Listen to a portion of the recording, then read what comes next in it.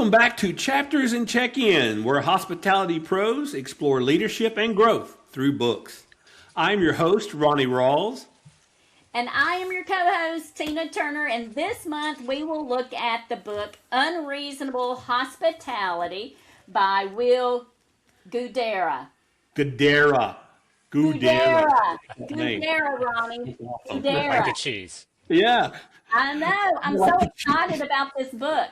And our host this month, too. Yeah, So, well, let's meet our book host. Everybody, I'm sure everybody already knows him, but welcome, Ryan. How you doing, sir? Yeah, Ronnie, Tina, thanks for having me. I love this book. I live in a world of pricing and pace and performance, but this book was a reminder that the real difference is how we make people feel. There's this line we'll talk about that really stood out to me, that service is black and white and hospitality is color. I love that. That is, Yeah. I think, fantastic, Ron. Can you kind of fill us all in on that? I do. I feel it connects the dots between operations and performance. In revenue management, we can position rate perfectly, but at the end of the day, if our team doesn't deliver color, we become a commodity. The book Right. shows how to build hospitality internally, not randomly, and I also feel like it makes a strong point about the team's health. Yeah, that's cool. That's a great statement. Ryan, when you say it intentional, you mean hospitality intentionally? What do you mean by that? Well, I think unreasonable hospitality is about moving beyond doing the job. It's about creating moments that people can remember and repeat. Guidara shares the best definition we ever heard. Service is black and white, and hospitality is color. Black and white means competence. It's clean rooms, it's accurate folios, guest resolutions. Color is the human layer. It's recognition, it's the warmth, the thoughtful touches that we make guests feel genuinely cared for. I think what I love most is that he doesn't pretend that it's all about the guest. He's clear that the culture is the delivery system. All right, for sure. And he says that morale is fickle, and one individual can have an outsized and astronomical impact on the team, for better or worse, and talks about that in the story of Don't Fire Felix.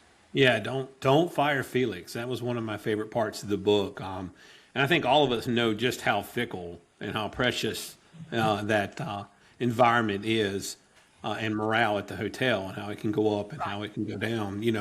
What I liked was the Felix story. Kind of, I mean, it goes back to the old analogy that one bad apple can ruin the bunch. Felix was beloved by the guest. He was respected by the owners. They're just horrible to work with in the workplace. And the lesson for the leader is that protecting the team is the standard, and that should be what is promoted more than anything else. It also emphasized the importance of alignment, because I think they ended up in the book, he fired him, and then they ended up HR calling and hiring him back. And so there was a misalignment there with HR, which we've all experienced that sometimes as well. We think we have someone that needs to go, and HR says, nope, we not right now. Right, right. And I think we've all probably been through that at some point in time in our career. And I know sometimes that's a hard grasp to take hold of, because there's so many layers. It's like an onion, I feel like sometimes, especially with HR and everything having processes, which I feel like is the black and the white, and our employees is all the color, that really brings it together. So, Yeah, for sure. and I Well, and I, go ahead, Ron. I, I felt like it was a perfect example of how it was counter to Danny Meyer's culture philosophy that Will talks about in the book. Felix felt like he was such a strong team player, but would often put his team, in challenging positions. He was constantly late to work or just wouldn't show up. And I think that, prioritizing the people, as Danny says, makes them and puts them in a position to create incredible tasks and do great things. Right. Yeah, that's true. So let's dive deeper into the culture and the guest experience. how does it, how do you connect hospitality and the guest experience? I mean, how do we create a moment that the guests talk about for 10 years, Ryan, and want to name our firstborn, they want to name their firstborn child after us. I mean, what do we got to do to get to the level of service that, that they talk about in the book? Yeah, that's fair. I mean, guests don't experience departments. They don't experience our procedures. They experience a feeling. Black and white service gets you satisfied. Color is what gets you remembered. Remembering, it's what drives the repeat guests, the referrals, the rate tolerance, the ability for me to really position the asset, first and foremost in the market. And we can do a lot of those because our teams do provide that color. Right. One thing that I can really tell when I walk into any type of business, it can be, one of our hotels or a restaurant or a service industry, is there a personality of that establishment when you walk in the door? Yeah, right. And you can tell right off of the bat, And so, I just Something you urge, could feel. yeah, Yeah, you and can tell. and I just urge everyone to kind of take a look, kind of step outside and put yourself into a customer's shoes and walk into your establishment. And, what do you see? What do you hear? What do you smell? Because that, I think, is a combination of the black and the white and the color all coming together. And I think that's so important. So, Extremely important. Yeah. yeah. Yeah, I agree.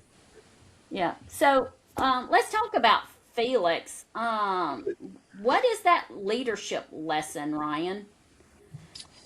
Yeah, I think the Felix story is a warning label, and as we talk about this, every one of us is going to think about that one person. We're all going to be able to draw a correlation to Felix. Single toxic, disrespectful team member that can quietly drain the entire operation. One person like that can have a moral impact on the entire team. Sometimes you're hiring for the fit, but if that's not the team player, then the A players get punished by carrying the load for that person. And so I think it's, as we sit down and have those interviews and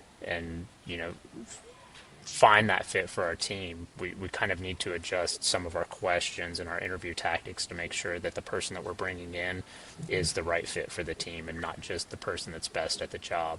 Yeah. So many of us, I think, fall into that because, like you said, it just takes one person to really, cause stress for the whole business, and then you start getting other team members that see that nothing's being done, or maybe there is something going on, and they don't know what's going on behind the scenes, and so that does make it challenging. For sure, and making sure that you hire, I think, personality first always. That's my 2 cents. Yeah.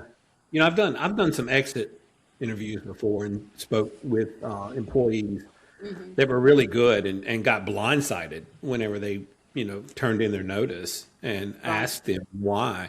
And I think the number one reason was that, they felt like it was an unfair work environment. They felt like they were carrying the load, Right. and they felt like it was unfair. And that's what Felix does. Felix creates those feelings. It goes back, Tina, to the comment you made on the last podcast, where you said the team is the backbone of the hotel, and they can either make us or break us, was what you said. And Yeah. so Ryan, how does HR fit into all of this? If I mean, HR's, I would describe HR as being black and white. I mean, how do you describe it? Yeah, I think there's a balance between that, and I think the example that you just talked about with the exit interviews, I think that Will shows that you can't run HR as a culture on vibes. It's the policy, it's the documentation. Consistency in HR is essential. We all know those great employees that we try to, make an exception for, but when you make that exception, it changes that culture because everyone else sees that as well. And I think when, HR and ops are not aligned, you end up sending mixed signals to the entire team. I think Right. the story of Felix, where they talk about HR reversing Will's decision to terminate him, that had a more significant downstream impact because they were willing to make that exception for a great team. And, again, you've now created multiple instances where a single person has disrupted the culture of the team. Yeah. And that's, gosh, I see that more often than I want to see it sometimes. And I think that just goes back to why Unreasonable Hospitality is such a great book, Ryan. And I just love it. So, what do you take from Danny Meyer and the corporate culture that he brought? What do you think about that? Yeah, I think we could all relate to the success that Danny Myers had. It's why Shake Shack has been so successful. A lot of places you can go get a great burger, but the culture inside of Shake Shack and all of Danny Myers restaurants are phenomenal. So I think the takeaway is simple. He puts the people first, and then they take care of the guests. It's soft. It's not. It creates the ability and pride and consistency in the team. It's what really, at the end of the day, makes excellence repeatable inside that culture. Yeah, I totally agree. I have several managers that, they love taking pictures of something they've done at the hotel and send them to me. And that's, I'm like, oh my gosh, they're just building culture.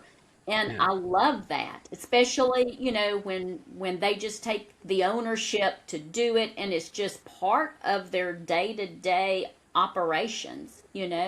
And so, I think that's just awesome. And you've got to have that mindset. If you're not thinking that way, you're going to have to Yeah. work on changing your thought process. Right. And getting out too and just connecting with your employees every day. I mean, walking the business and talking with them and seeing how they're doing and just making those connections. You don't have to go all out and do an employee meal. Sometimes it's just asking somebody how they're doing. It's so important and so impactful. Well, Which I think, Ronnie, I'm so glad you brought that up because there's nothing more than, having that manager out talking to their team members, seeing what they need to do to, make their job easier, successful, and to be present. If you stay in your office all the time and people are having to come to you, I don't think that's a good culture. You have to be out and walking the floors and talking to your team members and engaging them. So, I mean, it's amazing what they'll tell you too, what you're oh out, what you Yeah. need, what they need, yeah, that you're not going to get unless you get up, and do that walk. So yep, important. yep, yep, it is. So, I enjoyed the book. There was a lot of insight in it. There was a lot of quotable moments, situations. Was there any quote, Ryan or Tina, from when y'all read the book that kind of stood out to you and maybe changed your way of or view of leadership? I I can think of one, and it's slightly abrasive on the surface, but when you think about what we're really doing at the end of the day and tying culture into it, Will shares a story about a prior GM that was there, and his name was Christopher, and I think roughly what Christopher said was, his job is to do what's best for the restaurant, not what's best for any of the team. And he Right. said more often than not, what's best for the restaurant's going to include what's doing best for the team. And, the only way he could take care of the team was by putting the restaurant first. And I think we can all relate to that is, we have to put our hotels and our assets first and foremost so that we can take care of our team, I think was, at least for me, the takeaway. Yeah. Yeah, I love that. I think that's a great quote, and hey, it may be harsh when you first hear it, but at the end of the day, I think, it's spot on. And I think, this book, brings a lot of eye opening situations that, we probably all are encountering or have encountered. And it just really puts it into perspective on, how it's affecting your team, your business, and even probably yourself at the end of the day. Yeah, I'd agree. So I guess that kind of, I mean, we talk about changing or changing your viewpoint on leadership and some of the aspects of the book that changed that. It's kind of a good segue into our question that we ask each one of our book leaders. Ron, if you watched the last podcast, you know what it is already, so we're not going to be surprising you. But what is something, Ryan, you've learned from your superior or someone that you've worked with that stuck with you throughout the years? Yeah, I want to hear this. This is going to be a good one, I bet. Well, I appreciate that it was coming, and so it took a lot of time to kind of step back and think, and I think there were some real opportunities to tie it back into this book, and I think as we have long careers in hospitality and we've been through multiple things, I think that you see the culture of the team is protected in those small moments. It's what you tolerate, it's how you praise your team, and it's what you address quickly. Often we're, not quick to act on certain things, and we act quickly on things that maybe shouldn't. And it's, if one person can lift that team, one person can also sink it. And I think, we tied that back in nicely with the story of Felix, and that, leadership is being courageous. It's, to protect the standard of the team and the people that uphold it, and not taking that back seat for that good that strong employee that maybe ruined that morale. And so I thought it was appropriate. I love that the question was coming. I probably would have tied it back to the Felix story if it hadn't, but I think we've probably all experienced that, and seeing that from strong leaders, and from those mentors that we've had. You've seen them act quickly, and sometimes I felt personally, especially early on in my career, that was that the right move? And I think that this book definitely reiterates how important that is. For sure. Yeah. Hey, Ryan, I want to ask you two questions. Yeah. So, how can leaders apply this to their teams, and what do you think's an action item that they could take away for, let's say, this week? Well, I know that we're, traditionally we're having, stand-ups with our team, whether it's in the morning or afternoon, or we're, kind of having those weekly or monthly recaps, either one-on-one or as a group with our teams. And so I think it's, talking about that black and white and color, and, thinking of examples, go back to the black and white standard. Each department pick an actionable item. Right. Come back to cleanliness, or the difference between the color and the black and white. What are we doing right on the policy side? And then I think you tie it back into those color moments. Think about how each shift can commit one small intentional moment. I know Will talks about the awkward interaction of the check delivery system, and making that guest feel appreciated but not rushed, and how do you handle that? And he brought the bottle of cognac. Well, I don't think ours has to be expensive. It doesn't need to be a bottle of cognac. It just needs to be personal. Right. Yeah, no, I agree, and that goes back into wowing the customers, and really trying to, you don't have to tailor something, and you don't have to do anything expensive. I mean, so that's kind of I totally agree. Ronnie, anything on? Yeah, yeah.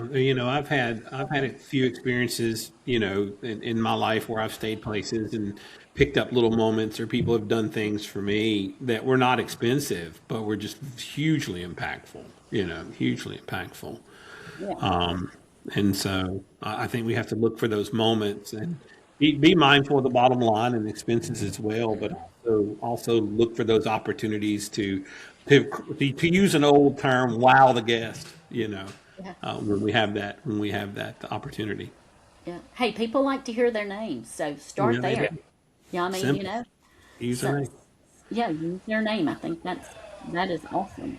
So, hey, I just challenge everyone out there, whether it be one of our general managers or a manager or your operation team at your asset, but set that one example of color for your team. Create it. And just kind of go back and read the book. If you haven't picked the book up, go back and read it. But I would just challenge everybody to take the time to start implementing and bringing that color and black and white into your organization for sure. Yeah. I would be curious to hear from our team, Tina. Maybe there's that opportunity in these huddles. I'd love to hear, what did we do to add color from our team. I'd love to hear Yeah. those on property examples because I think that obviously helps us all grow too. But our teams are all going to have such amazing responses and examples. I think it would be great to share those with everyone else as well. Yep, I totally agree. And maybe we can roll something out at our integral conference as well. So, Yeah, that'd be great. yeah. Sounds like a task for Ronnie. Yes. Yes, a task for I Ronnie. accept the challenge, sir. I love it. I love it. Yeah, Ronnie would take it and roll with it. I That would definitely. I that would. is for sure. Yeah. Awesome. Yeah. Absolutely. All right. All Well, right. go ahead, Tina. I'm sorry. No, I just wanted to just say, hey, I thoroughly enjoyed it, and Ryan, just hey, you're our first guest on the First guest. podcast. So Well, thank you for letting me be the first guest. hey, This was a fun book. This was Yeah. hey, really good. we were in Nashville, if you remember, when we started discussing this podcast over Yeah. a year ago. I know. And you're like, I'll volunteer, I'll do it, and you already had your book and everything, and Yeah. so And, it was. and Will was there. Will was at that conference. It Yeah. was.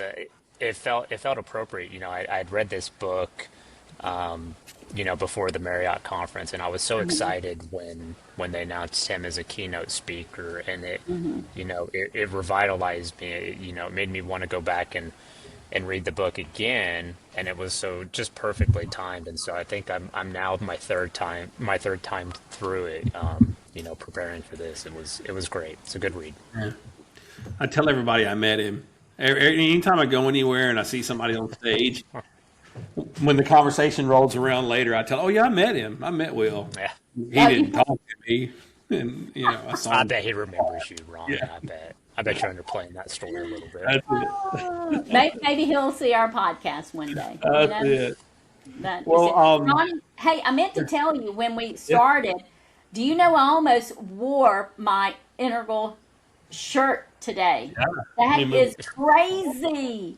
see? Yes, I mean, I had my hand on the coat hanger, Yeah, yeah. and I'm like, no, I'm gonna go with something else. I had it on, and my son came home, and he was like, "You look sharp, Dad." I said, "I know." You styling and profiling. That's Alan in profile. I love it. Well, guys, we want to thank you guys for joining us today for our second episode of Chapters and Check-ins. Ryan, thank you so much for doing this, for leading this month's discussion. We appreciate you. Tina, what's up next? What are we going to be talking about next month? Yes, so hey, let's dive into our next book that we will be reading. It's another one of our amazing team members that has picked the book up. And the name of the book is The Energy Bus. And as you can see, it's a short read as well.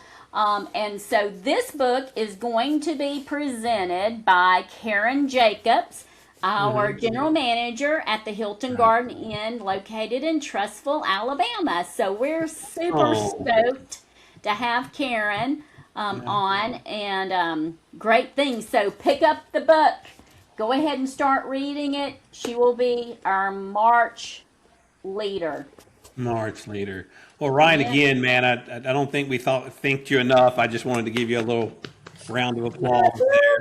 Well, thank you for having me. I'm truly honored to be the first one up, and super excited to hear Karen's read next week. I'm excited to get into the book too.